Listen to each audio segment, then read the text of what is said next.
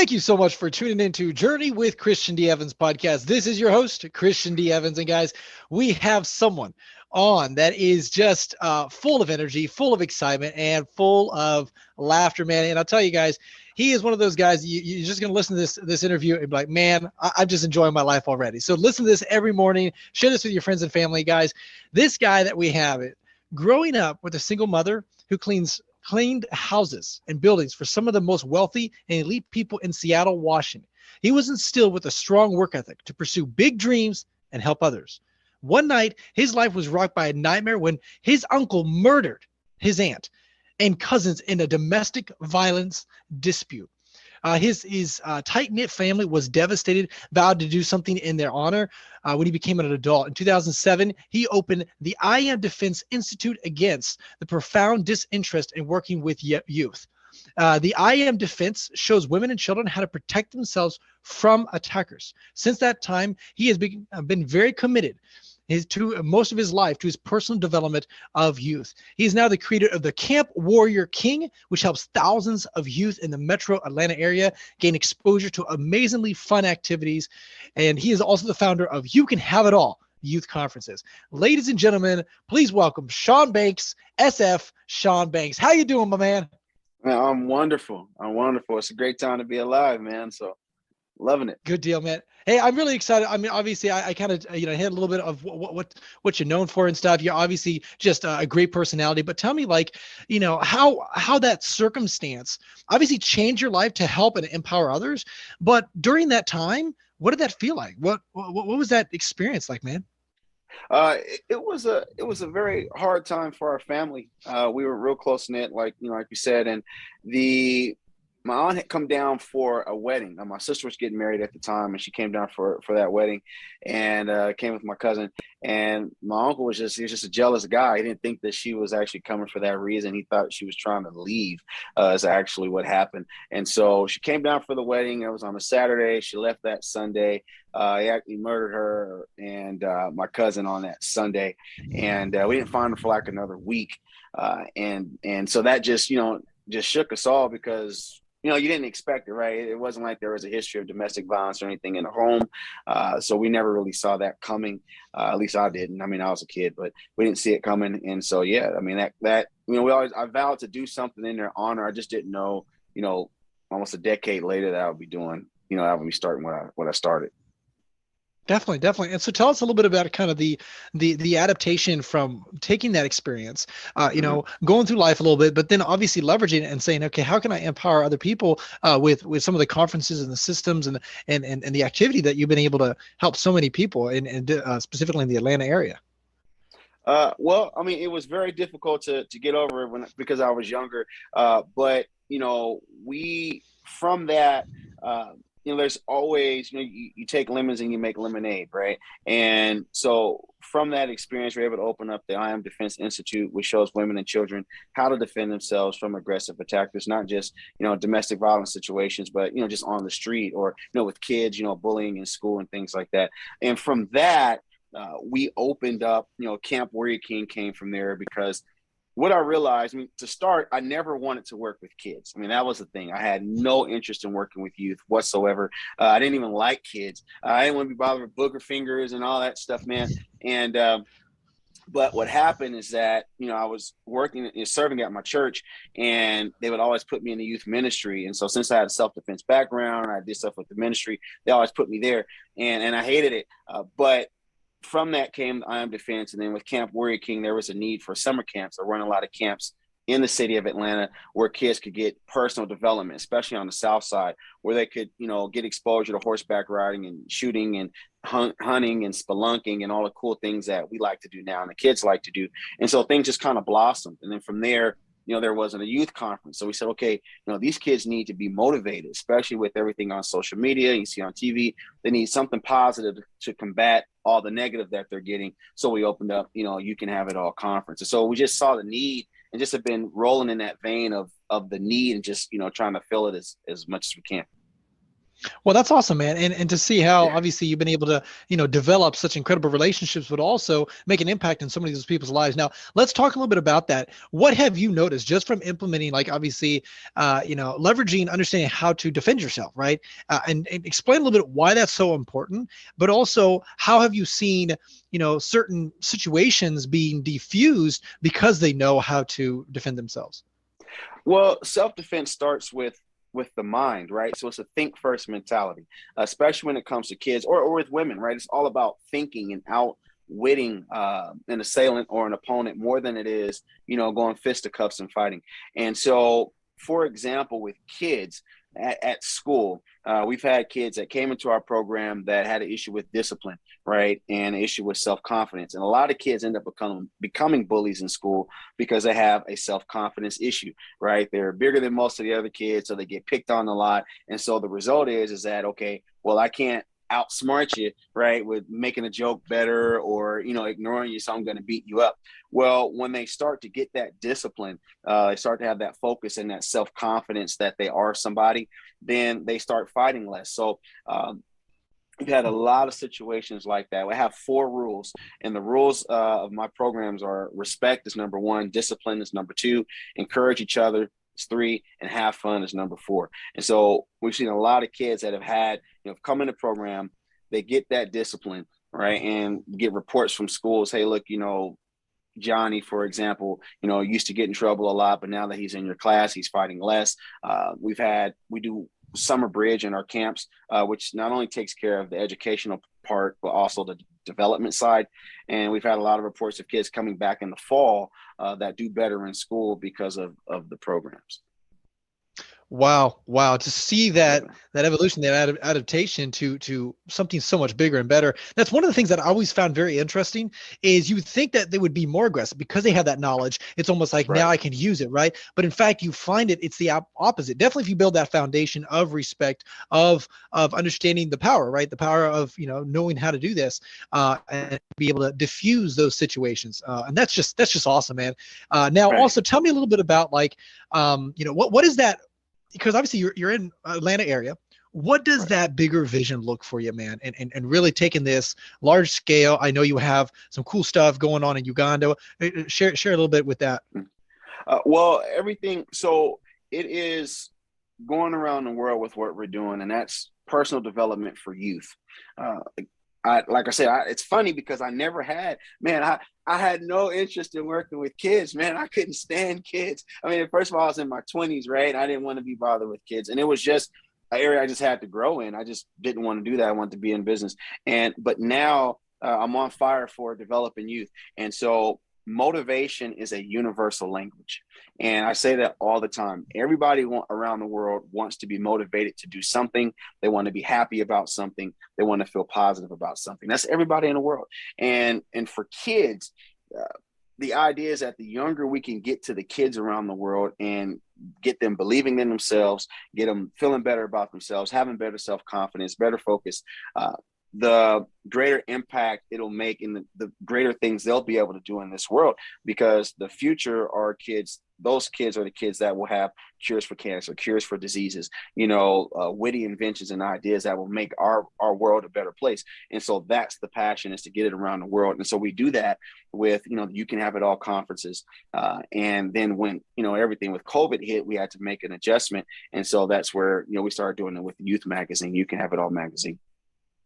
Well, it's so interesting that you're mentioning this because first of all, you didn't really want to, spend time with the Right. kids, right?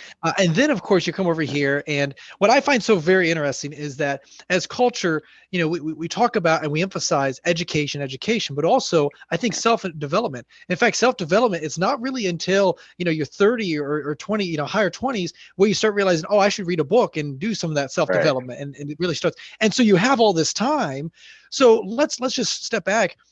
What have you noticed? Because at that age time frame, what I've noticed is the brain is more moldable, right? That you can mold their Right. brain, and they implement habits and systems. And obviously then Right. once they do that now, it's not so difficult when you're breaking habits later on. Right. So what have you noticed just by implementing certain things? And what is that kind of daily routine that you help that younger generation?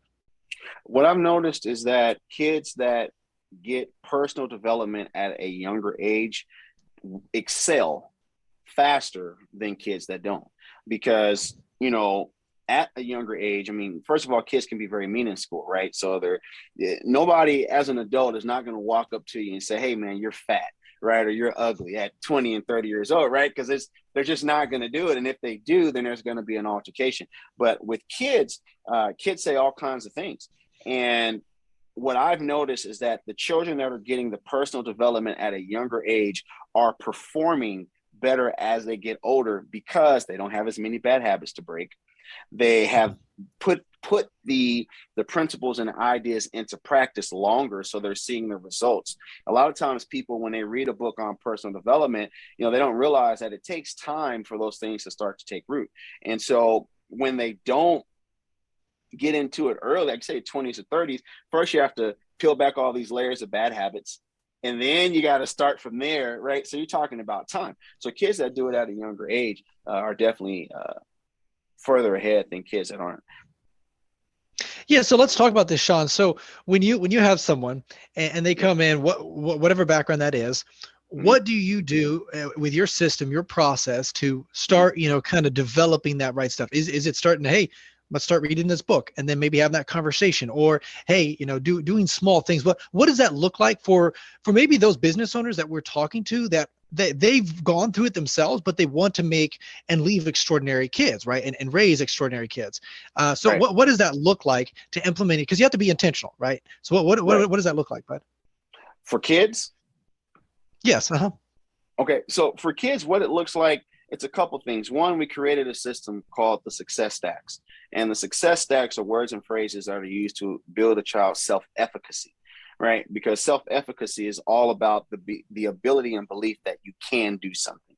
And so what we do is we get kids saying words and using those words in their everyday vernacular to get them thinking differently. So words like perseverance or achieve or tenacity, which a lot of times people say, well, those are big words, but kids are geniuses. They're smarter than we give them credit for, especially at a young age, where they can learn a word like persevere and learn the meaning to be able to say, hey, I persevered through, football practice today or basketball practice, and being able to use that. And so those words and phrases actually build a child's self-efficacy, right? Their ability to believe that they can do something. Also, I wrote a book called Raising Extraordinary Kids, which is the 5 habits to give kids the edge in life. And one of the things that we talk about in that book that's so important is the time that you put in with your child. So anyone that wants to get their kid to have an edge in life needs to be willing to put in the extra time. It's work, right? We can't count on the educators in school to teach our kids, arithmetic and reading, and to raise them as well. They're not going to do the personal development side. The personal development side starts at home. And that's part of what our job is. And that's what we teach in the beginning, is the personal development side starts in the house. What you want your kids to learn and be and become as far as on the inside starts with what you're doing inside your 4 walls at home.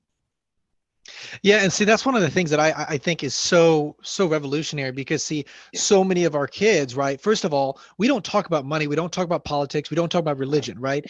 And those are the Right. 3 things that you need to be talking about, and you also need to be talking Right. about self-development, right?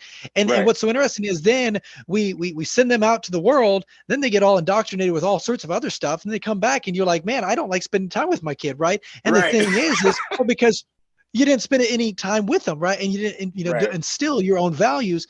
And just like you're Right. saying, Shaun, is it takes habits, it takes systems and processes, and it takes intentionality. So I appreciate you sharing that. And it's Right. not that difficult. It sounds like it's just implementing certain things. Hey, read a book. In fact, I know John Maxwell. He literally pays. If you read my book, I'll give you $25, $50 for reading and finishing up my book, and then we'll talk about it, Right. right? And that shows, Right. like, instead of going out there and doing a little, washing the dishes and paying $20, no, read it, Right. because it's such a higher value. So I just thought that was interesting. So obviously Right. you wrote a book, Right. Raising Extraordinary Children. Okay. Right. Kids, tell us a little bit more about that, and what does it take? Because I know intentionality takes some energy, but also just let's just talk about that, bud. Well, the book is all about getting parents to, well, for starters, it's not about talking to parents about how to parent their kids. My belief is that any parent knows more about their child than I do. And it's kind of intrusive to say, hey, look, you shouldn't do this or you should do that with someone's kid. However, there are strategies and things that you can do to get your kid performing at a peak level the way you want them to perform, right? Let's face it, we're going into a very competitive society where, there was a time where your kid just needed to be focused on competing with other children in the United States or in their city, right, or in their community. But now, I mean, everything is global. So your children have to be at a higher level, and that starts with, a mental toughness, a can-do attitude. So, just being smart is not enough. Just getting good grades in school isn't enough. They have to have some personal development skills. They got to have a skill set in their mind that they can actually become. So raising extraordinary kids is about how to give your kids the edge in life, what things you can do to make your child more competitive. Right. And so again, one of those things is time, right? We're talking about patience. It's really about the parent becoming a better person for their child, right? Because we lead by example. So a lot of times we'll say, well, don't do that. And your kid will say, why not? And it's like, well, because I told you to do it, right? Or I told you not to do it. But the kid sees you doing it every single day, right? We talk about telling your kids not to lie and tell stories, but a bill collector will call and you'll give them all kind of stories, right? And all kind of lies. And so the kids see that. And so they're going to model that behavior. And so it's things like that those minor tweaks that we can do that can give our kids that edge in life and make them more competitive.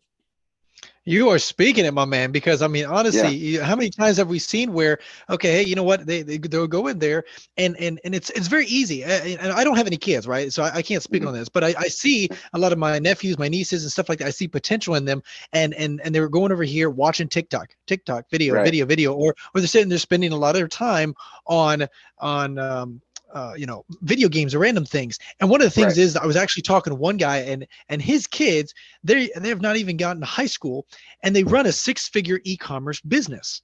Well, Wow. that's not by coincidence, right? That shows to me Right. right there that their parents instilled certain values and established, and it's just, I think that's revolutionary, and I think that's really, It really is. awesome.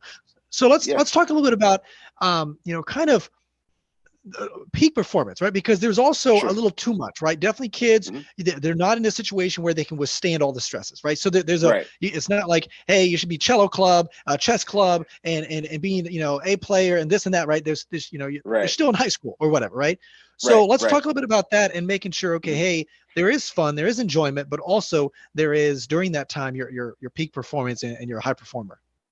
Right. So ultimately, we're talking about balance, and kids have to have good balance. And so part of it is a family, especially when we want to talk about developing your kid, is describing what success is in your household.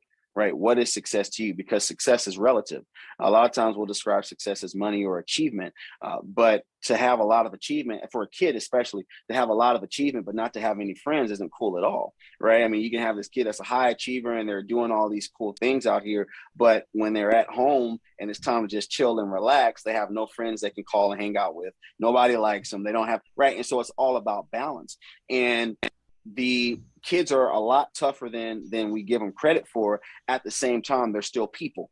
And it's making sure that if your child is going to be, because it starts with the kid, right? So I can want my child to be something, but if that kid doesn't want to do it, you can't force it on them. And as a matter of fact, by trying to force whatever you want your child to become on them, it makes them resent you, which is why you have parents, and kids 20 years down the line where it's like, I absolutely hated being at home. My parents provided everything for me, but they wanted me to be a lawyer and I wanted to be a guitar player, right? And so they hated the fact that I played a guitar and they wanted me to be, practice and go to all these debate programs or whatever, right? And so it's about finding that balance and finding out what the kid loves to do.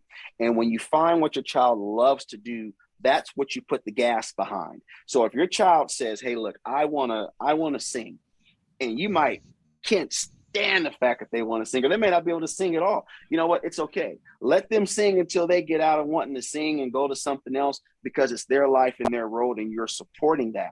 They might want to sing and realize that, hey, look, I like singing, but I don't like standing up in front of people. Maybe I should play the bass guitar, or maybe I should play the electric guitar and end up being the next Van Halen or somebody like that. But if you don't support their dream, whatever their dream is, and you're just gassing them to just be something else and putting all that pressure on them, you lose them. Yeah, and that makes sense, because it's not also, see, definitely during that age, it's not about like, going out there and doing it. It's more of that implementation, the journey, and what you're learning through that journey. So you may not be the best singer, and they may not end up being an actor, an actress, or on Broadway, but that's okay. But it's about the journey and those disciplines and those habits you can acquire and help them kind of facilitate while going out there pursuing it. And they could be jumping all over it, and that's fine. That's the whole goal of being young. You're flexible. You don't have to worry about bill payments and responsibilities. So do it during this time, but facilitating that makes perfect sense, man. That's awesome. Oh yeah. Now tell us Oh a yeah. little bit about kind of like what does that trajectory look like? What have you noticed from implementing these things? I know you said, obviously, defense, right? But also implementing those self-development. What have you seen with grades? How does it impact the family home? How does it impact their maybe down the line when they decide to go get a job or college or whatever? What have you noticed? Is that a direct impact that you have noticed? It's like, oh my gosh, they're just responsibility, discipline. They're more accountable. What does that look like? It's a direct impact. And I've seen it with hundreds and hundreds of kids that I've worked with all over the United States, kids that we've worked with overseas. The children that get personal development at a younger age tend to perform better down the line. I have kids who came into the program, especially like the summer camp, and they would come into the camp one summer, and they were very quiet, they were meek, they really couldn't make any friends. And then by the end of the summer, they're making friends because we're talking to them about how to speak up for yourself, or how to even make friends, right? Just simple things like how to make a friend that people with 30 years old, 40 years old don't know how to do. They don't know how to simply make a friend. They don't know how to just be nice or just smile, or or shake somebody's hand, or whatever. We have seen tons and tons of progress in children that learn, that read good books, right? They're getting good positive information, books that are affirming who they are, books that are challenging them to think about things that may not have thought about, challenging them to have a broader vision. Programs that, especially when we talk about programs that are entrepreneurship, and getting kids to start a business, and the idea of starting a business, because that creates good work ethic in children. A lot of children, especially, stateside, some of them could work harder, right? We want things given to them. And, we start talking to kids about, hey, we're not going to give you $1. You're going to earn that dollar. And we want you to figure out ways to earn money as opposed to just asking for it. Then all of a sudden that unlocks that child's brain, and they begin to become innovative. So we have kids that have started, various businesses. I have one that started they make jewelry, another one that makes the shea butter for the skin. We have kids that have, that write books and, and write songs, and have a kid right now that's ranked 19th in the country in track and field, and aspires to be 8th in the country. And it's just that kind of grit that these kids are getting because they're learning these principles at a very young age. So they're performing better. And so we see it at all ages. Man, and that's just such a small thing that you can do that just has an exponential growth throughout their life. And I think that's just so remarkable that you're actually developing that. So what is your strategy to be able to, obviously get the word out at a higher level, Mm-hmm. Either being part of education or being part of, or maybe just leveraging your own thing? And is it, what does that trajectory look like to make sure that, hey, we're not just hitting the 20, 30-year-olds that are buying books, but we're hitting that younger generation that we know that has a huge exponential growth behind it. Right. The thing that we're doing is the magazine. So You Can Have It All Youth Magazine is all about inspiring kids to go after their dreams. but in the magazine is very interactive. They're seeing other kids their age doing cool things. So, for example, this upcoming issue, you can see a kid in there, Keenan, for example, 13-year-old kid, 19th fastest kid in the nation, just finished at the Junior Olympics. You have DJ, who is a dirt bike racer at, 7 or 8 years old, running around, on dirt bikes. It's all about motivating them and them seeing themselves, right? Kids their age, and they can interact with that. There's kids in there putting in recipes. Hey, look, I made these snickerdoodles and these are really, really good. You guys should try them. And then it's like, hey, well, submit your recipe next month that you can be in there. And so the magazine is what we're doing to get kids to see themselves and to see kids from all over the world. Because again, motivation is a universal language that kids need to see that, hey, this kid over in Uganda or in the Dominican Republic or in Singapore, hey, they like this same, they like cookies too, right? They want to be somebody cool as well. And so it makes the world a lot smaller, and that they can see that they have more in common with other kids and they do differences. And it's actually motivating. It motivates them to say, well, it'd be cool to go to Singapore. It would be cool to go to the UK, man. That's a really nice guy, right? That kid seems pretty cool. He has a skateboard like I do. And so, and what we're using is the magazine to get kids interacting and believing in themselves even more. Wow, that's awesome. That's awesome. Hopefully you're putting that stuff on TikTok as well, because that's where a lot of those people are at. So that's awesome. That's awesome. That's awesome. And so tell me a little bit as well, like, what have you noticed is when you're dealing with those individuals, like a lot of our kids and entrepreneurs, right? They know they need it, right? But what have you noticed is like some of the not consistent parts, right? Or the pain problems or the frustration? Is it just, maybe you're dealing with the parent that doesn't see the vision or why they need what you provide? Or is it that kid that's just stubborn and that's not willing to grow? Or what have you, do you run into any of that problem at all?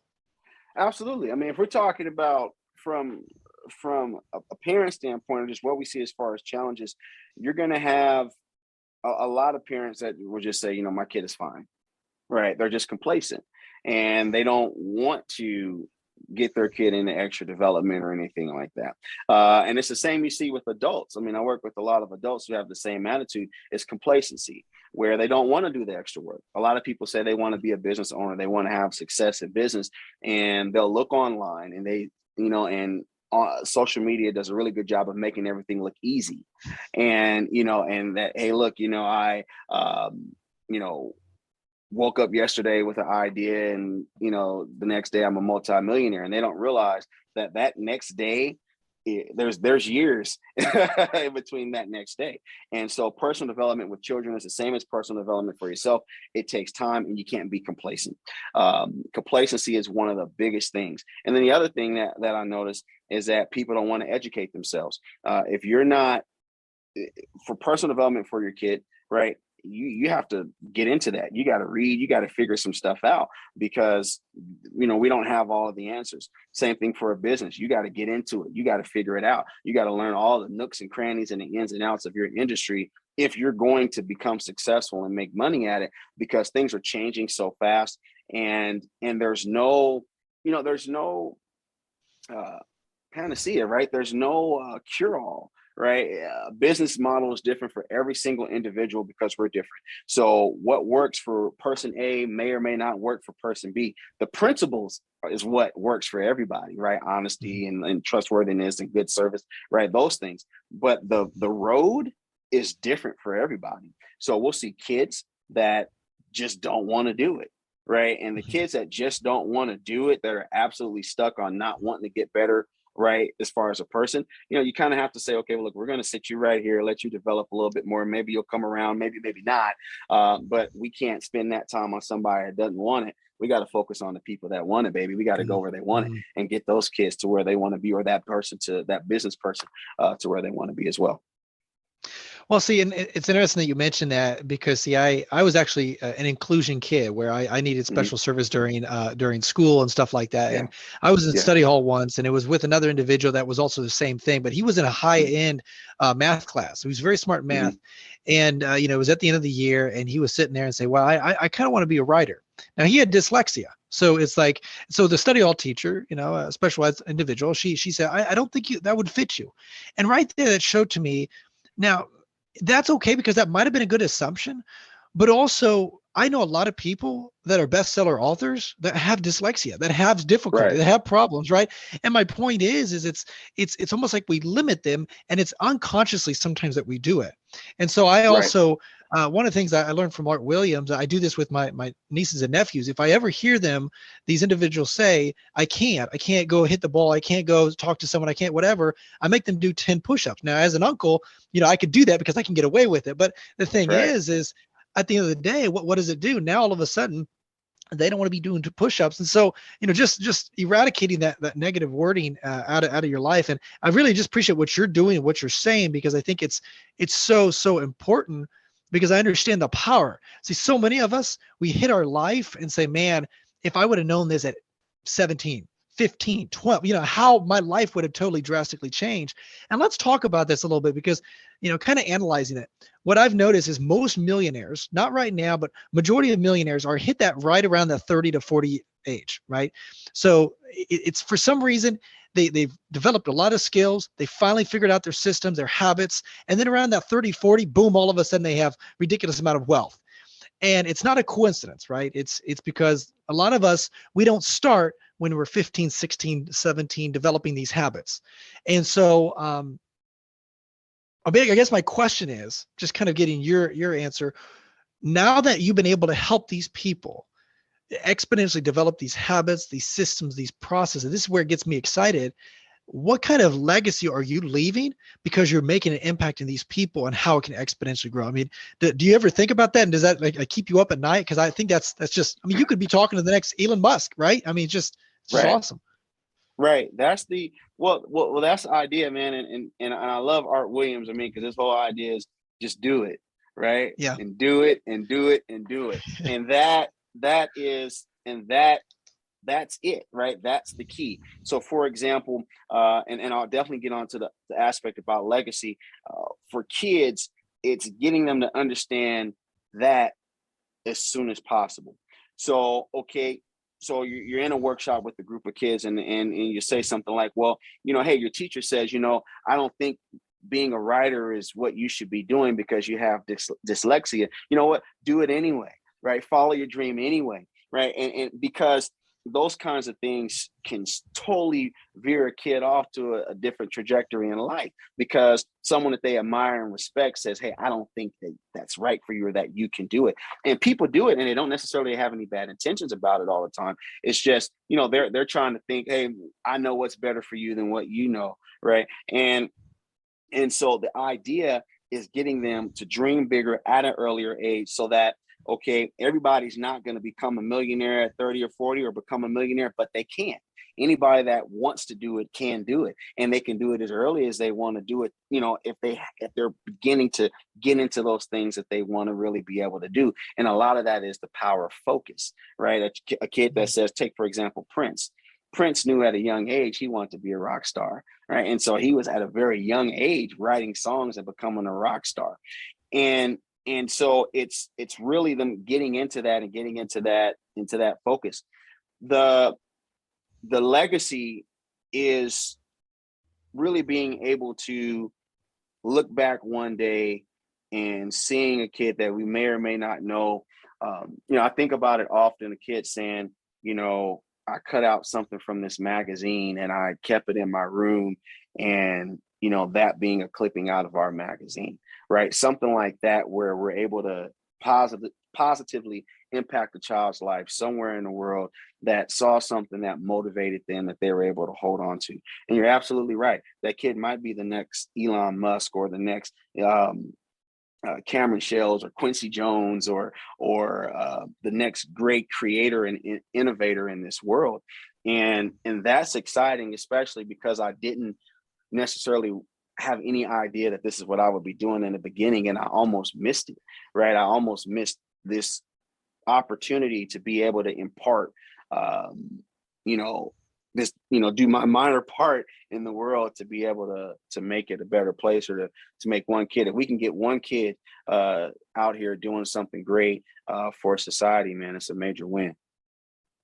Well, and see, let's talk about, like, why do you think you were so against, spending time with kids, and what what allowed you to kind of slightly embrace that? Was that just jump in all in, or was it like slow and then all of a sudden it just kept taking off? You're like, man, this sucks, but I kind of, I guess I'm stuck with Right. it now. Like, what does that look like, man?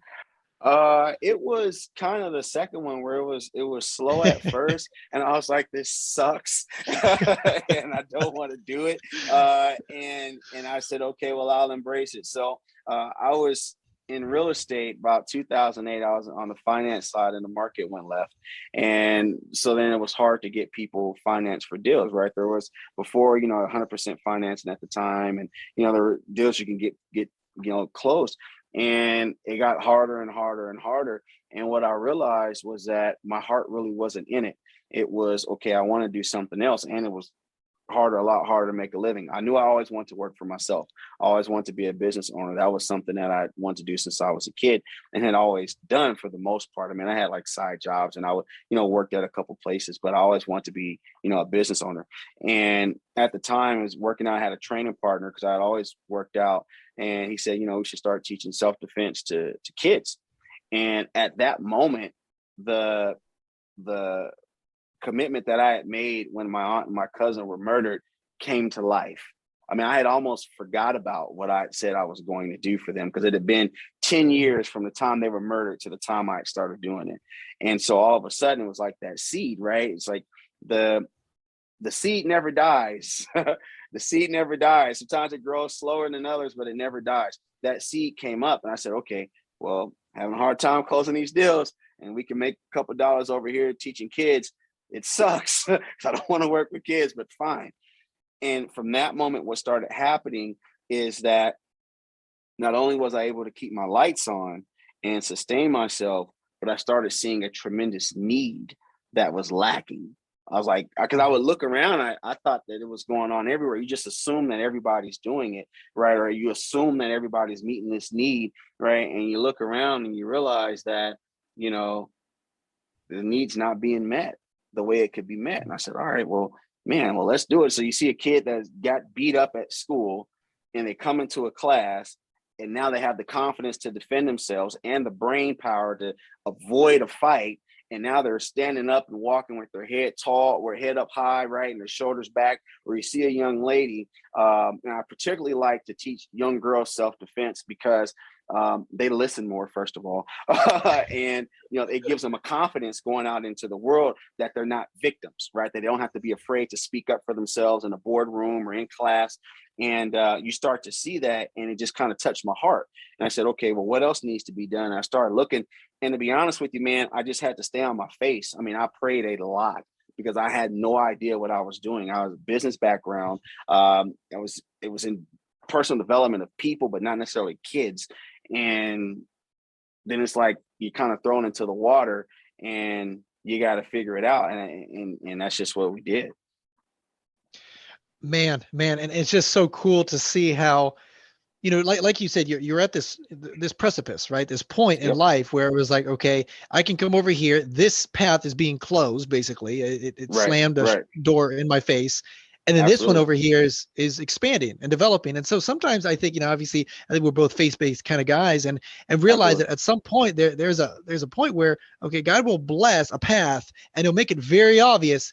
And you have to intentionally say, okay, you know what?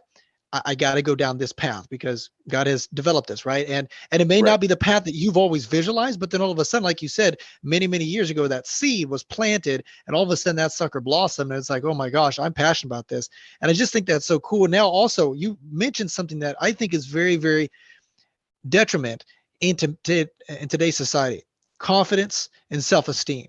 One of the things I've been listening to a lot of Dan Pena, you can like him or not, it doesn't matter. But the thing is, he talks about self-esteem, and it really Mhm. comes down to self-esteem. You could have all the head knowledge in the world, but if you're not confident in your skills, then guess what? You ain't got nothing, right? And so what I Right. find, That's right. definitely in today's world, it's very simple. It's very easy, definitely women and men. Social media, you got all this other stuff, you got pornography, you got all sorts of stuff out there, right? And it's being Right. bombarded definitely in this generation, in this population. We know that it's a fact, period. Right. So Right. how do you develop confidence, right? And we understand that single mother homes, very prevalent. We understand the fathers leaving the home, like there's a lot of that devastation that we know impact Right. confidence, self-esteem, all that stuff. Like, and so I just want to get your response, I guess, in confidence, self-esteem. How do you help them develop that? Definitely for those that do have a father and a mother, and obviously for those listeners that have kids, but also for those that like, okay, what does that look like to instill confidence and self-esteem? Because people are getting bombarded all sorts of directions. What does that look like, bud? Absolutely. It looks like action cures fear. One, and I'll break down what that means. So we have something called the confidence castle, and the confidence castle is ways to build your child's confidence, but it works the same in an adult, right? The principles are exactly the same. And so I always use the example of trying to get your child to get in the water. The first way to get your child in the water is to first be in the water yourself. So I'll use a child as an example, but it's the same as an adult. The first way to get in the water is to see other people in the water, right? Or for a child, you're going to see your parent in the water. It builds confidence because you're seeing other people doing it. So one is to start seeing other people doing what it is that you want to do, or to get your child starting to see what other people are doing that you want them to do. So if we use a child, for example, you're in the water and you want them to get into the water because you want them to swim. Hey, I'm gonna teach you how to swim today. Well, you don't just take them and dump them in the water and put their head on the water and throw them up, and right. You don't do it that way, because although they might sink or swim, the chances are they'll probably hate getting in the pool, right? They'll be afraid. A lot of times that happens with adults, with people. Yes, we want to throw ourselves into a situation. However, that doesn't work for everybody, because every personality is different. One person you can throw them in the water and they'll be fine. Somebody else, you throw them in the water, they'll absolutely quit. They'll run the opposite direction. It's too much for them. So what do you do in situations like that to build confidence? You start one step at a time. You start talking about, hey, look, just come stand near the pool. And stand near the pool. Is anything happening? You're all right? Yeah, I'm good. All right. Well, how about you sit down? Just sit down next to the pool, right? And so that's something like, let's give an example. All right, you want to start a business. Okay, let's just go and check out some books on the idea. Just start doing some research on it. It didn't tell you to start yet. Just, what's the name of the business? If you were going to start a business, what would you call it? What does it look like? Right? We're starting there, something where it's not a lot of fear. They can start to take action steps, because if they're never going to start taking action steps towards whatever it is they want to do, they're never going to gain any confidence. They're never going to gain any confidence. The only way to gain confidence is through taking action. If not, it's just all theory. So then they're sitting down by the poolside and says, hey, look, this water feels really good. You might want to stick your toe in. It's hot outside, right? All right, so then they put their toe in the water, and that feels pretty good. Okay, put your whole foot in the water. Oh, man, now you got them. Their feet are in the water, and now they're kicking and they're splashing. Progress, right? Because success is the progressive realization of a worthwhile dream. The idea is progressive.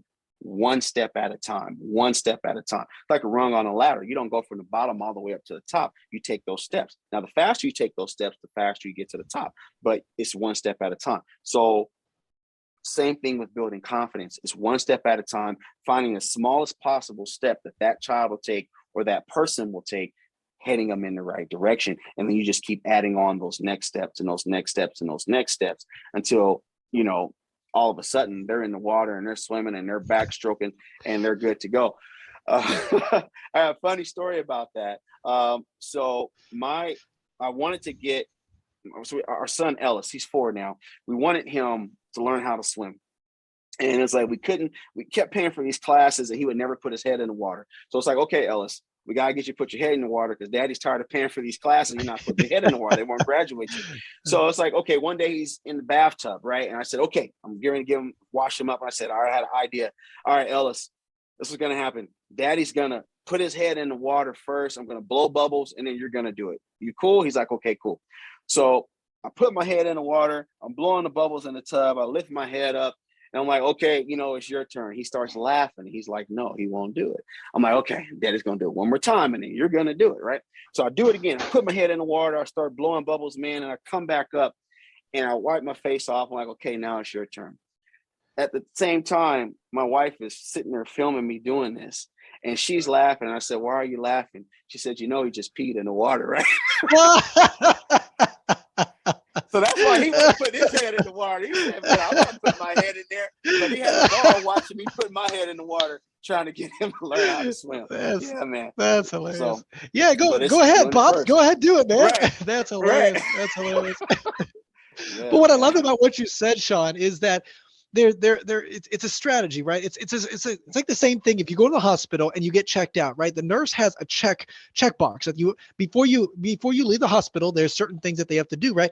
It's the same thing that you've established, right? It's a system and says, okay, you know what? Let's start here. And depends upon where they are. Maybe they just jump in. Cool, fantastic. Now, how do we blow the, all that stuff, right? There's just different strategies behind it, depending upon, like you said, where they're at. Right. So, some people say, well, sometimes you come in like ice cubes, like it's like sales, right? You come in like ice cubes, you don't know a thing. Some people come in like boiling hot water because, hey, they already know, they've been there, they experienced it.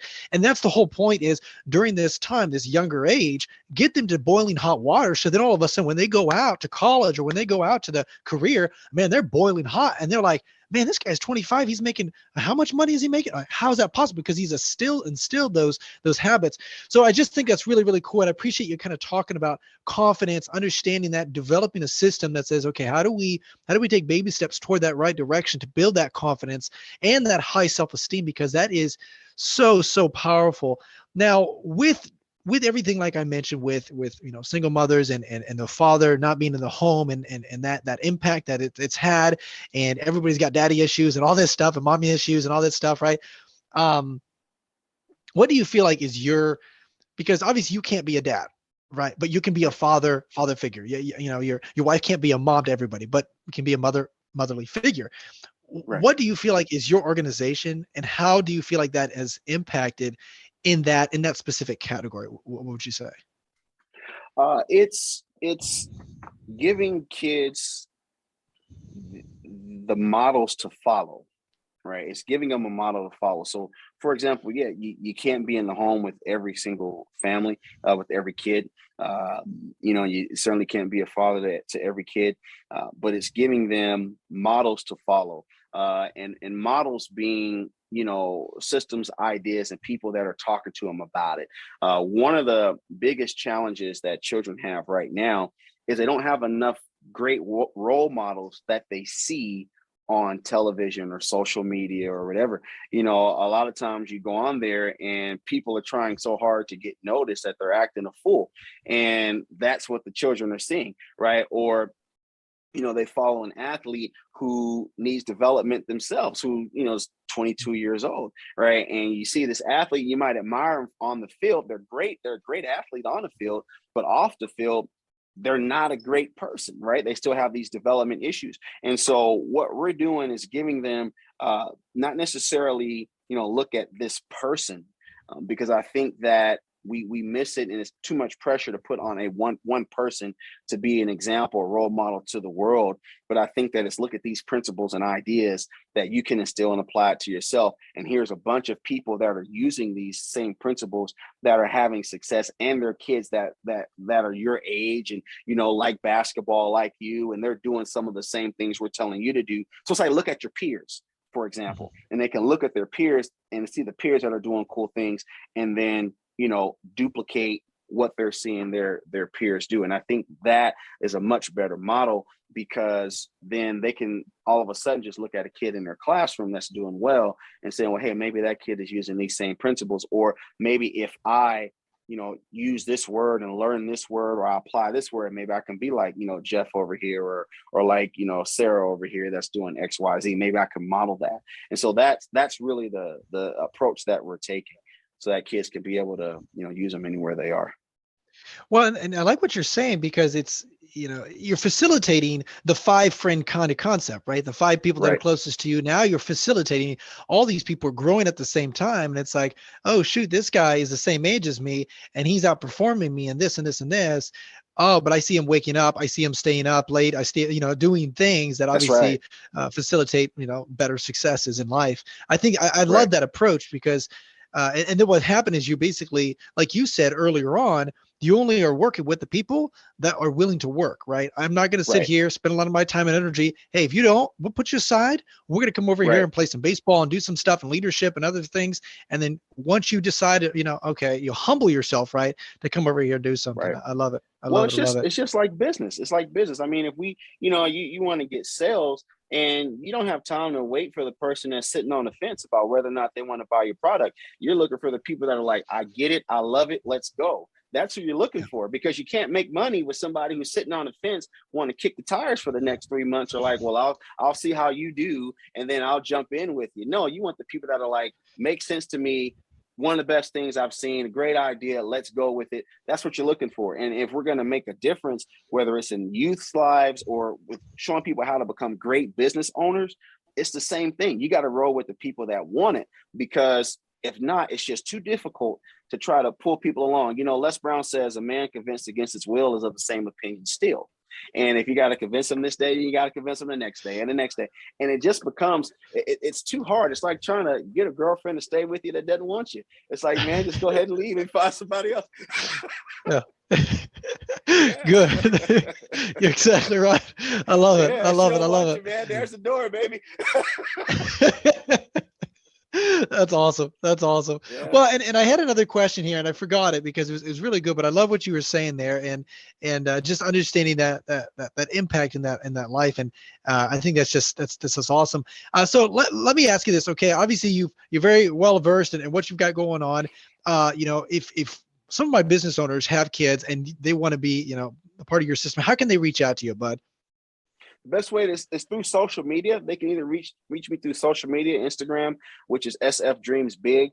It's the best way to reach me. They can DM me there, or they can call me. I can give them the number right now. They can call me directly. Hey, Shaun, this is what we want to do, and we can do it. I'm easy to get in contact with, man. I mean, you got to be easy to get in contact if you want people to work with you.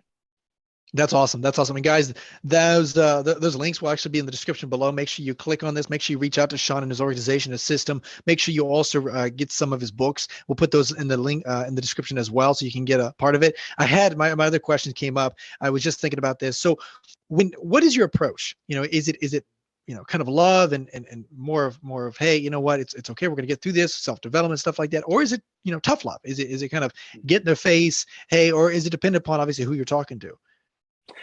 For me, it's depending on who you're talking to. I typically will lean towards tough love especially with adults. Especially it's you always you can't make the same approach with every person. Everybody's different, right? Some people you can just, they need a swift kick in the butt, man. Let's go.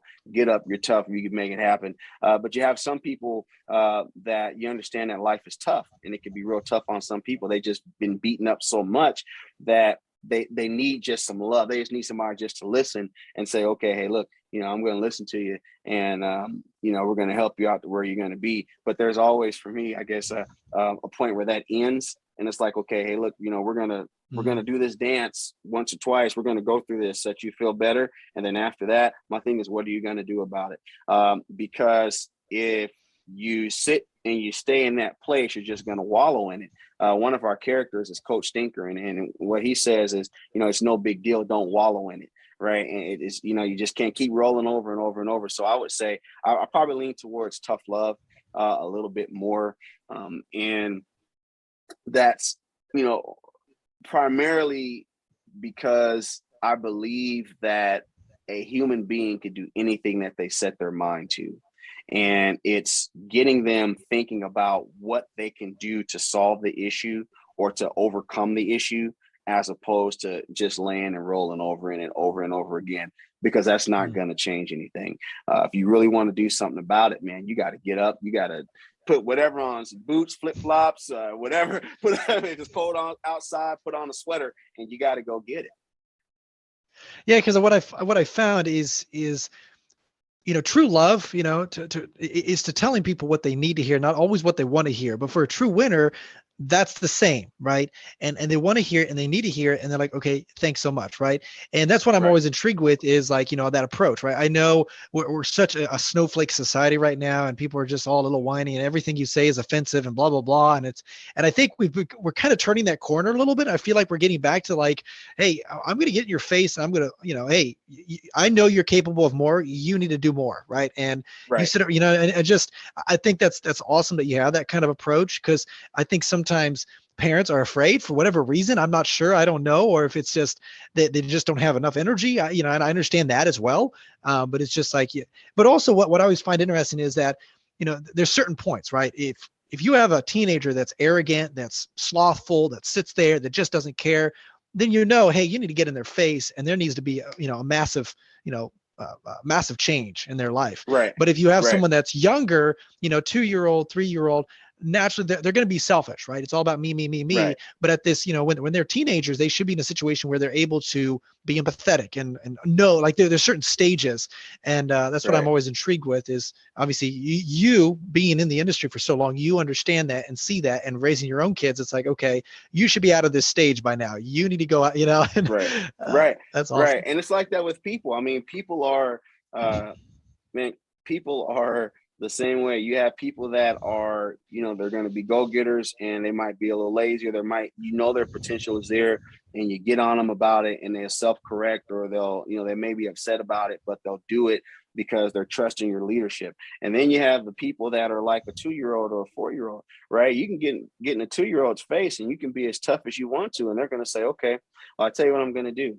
I'm going to go ahead and have this temper tantrum right here in this grocery store. I'm going to fall out, and I'm going to kick and scream. And the difference between your own 2-year-old and an adult is an adult you can walk away from. Your own 2-year-old, you got to sit there and deal with that one, baby. Right? So it's all about dealing with that person. And a lot of times people get business partners like that. That's a 2-year-old, right? And they just want to have a temper tantrum every time something doesn't go their way. And you've been working with them so long, you're stuck, and you got to deal with it. And it's trying to figure out how to deal with that person. And so that's where, as business owners and just as parents, being savvy with your kid, right? And understanding that kid and how they work, and how to get them to perform the way you want them to perform. And that is where getting them the edge comes in, right? Where giving them the edge, whether they're a child or an adult, comes with spending the time with them, building that relationship with them, so you know how to get them to perform at their highest level. Man, that's awesome, man. I mean, you're Shaun, I really appreciate you just diving into this stuff and really having these conversations. And I love what you're doing, Yeah. because honestly, you are making a massive, like 10x impact, exponential Yes, growth, sir. because man, you impact one leader, all of a sudden that changes the world, right? And Right. I'm a big believer in what you're doing. I really appreciate you being on here. Before we let you go, though, obviously, guys, reach out with Shaun, reach out to his stuff, read his books, content, things like that. That will be in the description below. But Shaun, before we let you go, is there any last words of wisdom you want to share with our audience, bud? Yeah. Understand that it's going to be tough. Whatever it is that you want to do in life is going to be tough, man. It's going to be tough. There's going to be times you're going to want to quit. There's going to be times you wonder, why am I in it? Why am I doing this? You might lose money. If you haven't lost money, stay around, you will. And you're going to have all kind of challenges. And people are going to question what you're doing. Sometimes you're going to question what you're doing. And people are going to say you're crazy for it. Sometimes you're going to say you're crazy for it. But at the end, it's worth it. Whatever the dream that you have in your life that you want to accomplish for your family, for yourself, for your country, for your God, whatever it is that you want to do, whatever is inside of your heart, do it. And don't let anything stop you. Ladies and gentlemen, that is Shaun Banks. Man, I thank you so much for being on here, and I just really, again, appreciate what you're doing, and stay consistent, and definitely praying for you and that exponential growth. Guys, that is Journey with Christian D. Evans. I'm your host, Christian D. Evans Podcast. Until next time.